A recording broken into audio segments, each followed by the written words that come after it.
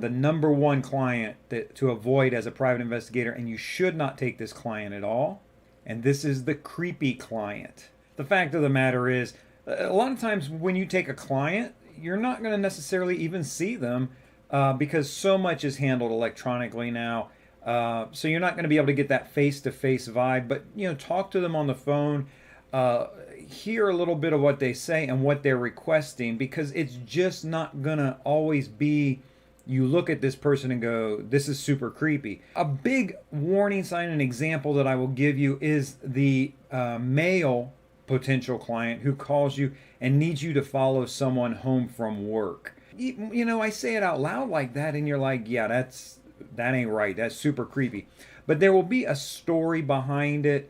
There will be a reason, usually not a strong reason, but he'll want a female, a woman, followed home from work. And really what he's looking for is her home address.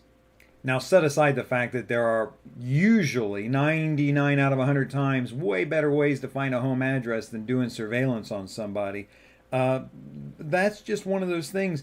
You can rest assured this guy is kind of a creeper, a stalker, probably has exhausted a lot of the non-surveillance methods for finding out where this woman lives.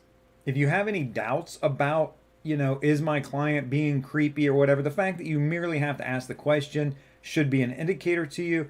And we're in the realm of common sense here now, kind of that sniff test. But as you do this work more and more, you're going to find what are the more obnoxious or unreasonable expectations. In the meantime, this is Larry Kaye with ShadowAnyone.com. Remember, do the right thing, even if it's the hard thing.